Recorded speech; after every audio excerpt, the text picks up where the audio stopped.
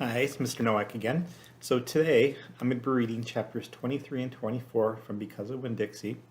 If you have a copy of the book and like to follow along, I will be starting on page 155. So chapter 23. Save the sandwiches, Gloria Dump yelled to me. Save the punch.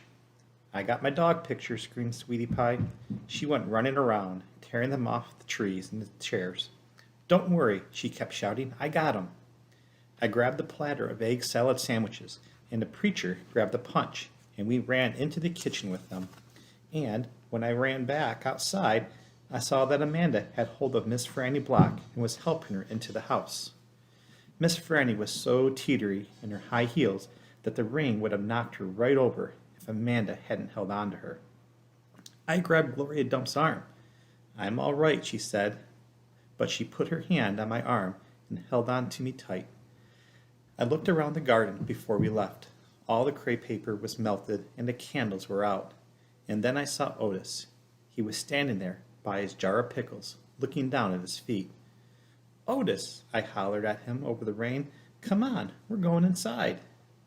When we got into the kitchen, Amanda and Miss Franny were laughing and shaking themselves like dogs. What a downpour, said Miss Franny. Wasn't that something? That came right out of nowhere, said the preacher. Hoo-wee, said Gloria. Dog, squeaked Gertrude. I looked at her. She was sitting on the kitchen table. The thunder was really booming and crackling. Oh no, I said. I looked around the kitchen. Don't worry, said Sweetie Pie. I saved them dog pictures. I got 'em right here. She waved around her wad of magazine pages. Where's Winn Dixie? I shouted. I forgot about him. I was just thinking about the party, and I forgot about Winn Dixie. I forgot about protecting him from the thunder. Now, Opal, the preacher said, he's probably right out in the yard, hiding underneath a chair. Come on, you and I will go look. Hold on, said Gloria Dump. Let me get you a flashlight and some umbrellas. But I didn't want to wait. I went running out into the yard. I looked under all the chairs and all around the bushes and trees. I called his name real loud. I felt like crying. It was my fault. I was supposed to hold on to him, and I forgot. Opal, I heard the preacher call. I looked up. He was standing on the porch with Gloria, and Dunlap and Steve Dewberry were standing there too. Your guests are here, the preacher said. I don't care, I hollered. Come on up here, Gloria Dump said, her voice all hard and serious. She shone her flashlight out at me. I walked up onto the porch, and she handed me the flashlight. Tell these boys, hey, she said, tell them you're glad they came and that you'll be right back, just as soon as you find your dog. Hey, I said, thank you for coming. I just got to find Winn Dixie, and then I'll be right back. Stevie stared at me with its mouth wide open. You want me to help? Dunlap asked. I shook my head. I tried not to cry. Come here, child, Gloria Dump said. She reached for me and pulled me close to her and whispered in my ear, there ain't no way you can hold on to something that wants to go. You understand? You can only love what you got while you got it. She squeezed me hard. Good luck now, she called as me and the preacher stepped off the porch and out into the rain. Good luck, Miss Franny called from the kitchen. That dog ain't lost, I heard Sweetie Pie holler to somebody inside. That dog's too smart to get lost. I turned around and looked back, and the last thing I saw was the porch light shining on Dunlap Dewberry's bald head. It made me sad, him standing on Gloria's porch, his bald head glowing. Dunlap saw me looking, and he raised up his hand and waved to me. I didn't wave back. Chapter 24. It's on page 161. Me and the preacher started walking and calling Winn Dixie's name. I was glad it was raining so hard because it made it easy to cry. I cried and cried and cried, and the whole time I was calling for Winn Dixie. Winn Dixie, I screamed. Winn Dixie, the preacher shouted, and then he whistled loud and long. But Winn Dixie didn't show up. We walked all through downtown. We walked past the Dewberry's house and the Herman W. Block Memorial Library, and Sweetie Pie's yellow house, and Gertrude's pets. We walked out to the Friendly Corners trailer park and looked underneath our trailer. We walked all the way out to the Open Arms Baptist Church of Naomi. We walked right past the railroad tracks and right down Highway 50. Cars were rushing past us, and their taillights glowed red, like mean eyes staring at us. "Daddy," I said, "Daddy, what if he got run over?" "Opal," the preacher said, "we can't worry about what might have happened. All we can do is keep looking." We walked and walked, and in my head, I started on a list of 10 things that I knew about Winn-Dixie, things I could write on a big old posters and put up around the neighborhood, things that would help people look for him. Number 1 was that he had a pathological fear of thunderstorms. Number 2 was he liked to smile using all his teeth. Number 3 was he could run fast. Number 4 was that he snored. Number 5 was that he could catch mice without squishing them to death.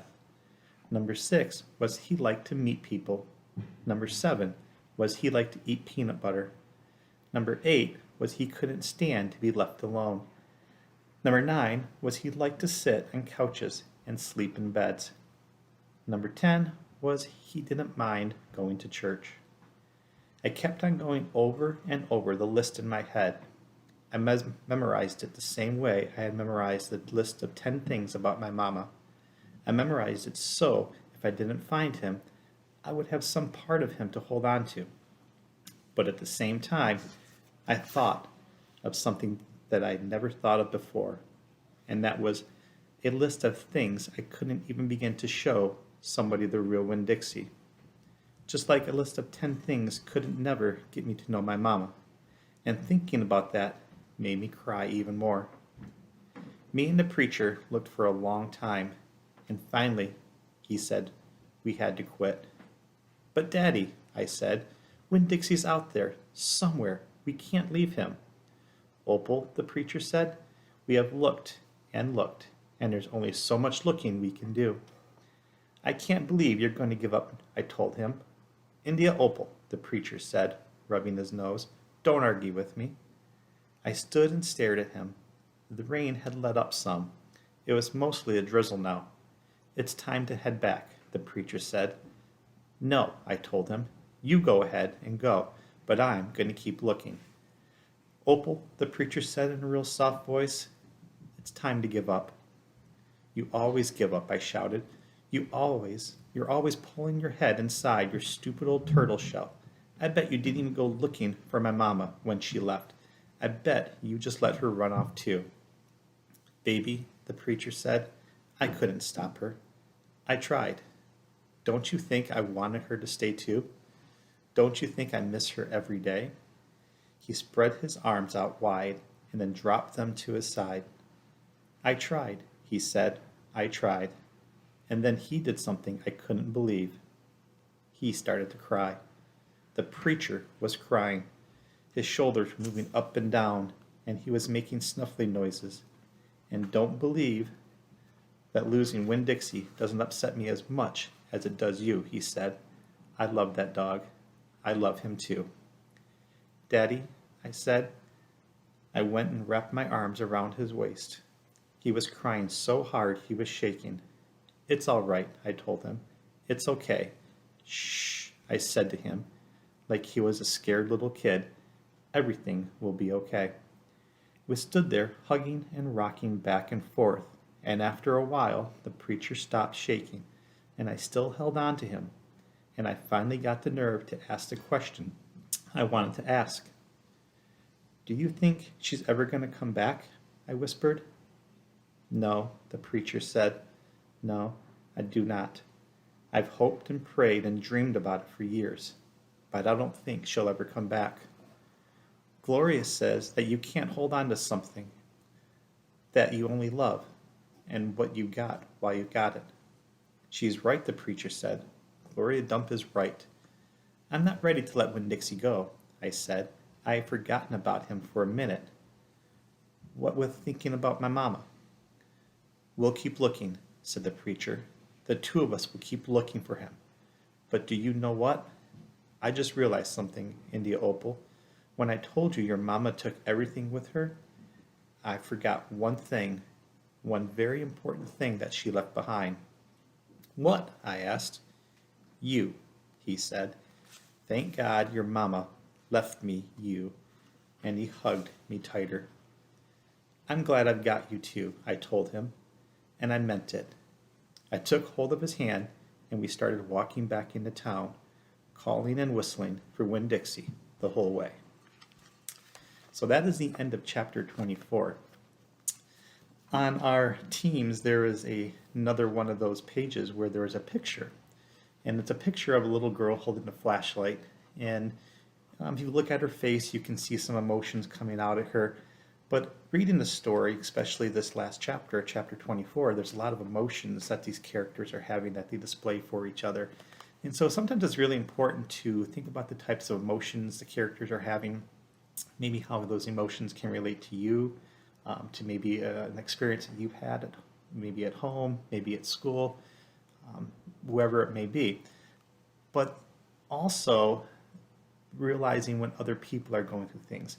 And so the picture of the girl holding a flashlight, and again, you can look at her face and see the emotions. Just take a few minutes and just jot down what you think is going on. It's almost like making another inference, kind of like what we did the last time I read. But jot down some notes of what you think is going on, what you think the character is going through. If you also want to include maybe a personal experience of how this might relate to you, that would be great too. And if you would like to share that, I would love to see what you guys' responses are. So this is the end of chapter 24. I hope that you guys had fun listening to it, and I will see you next time.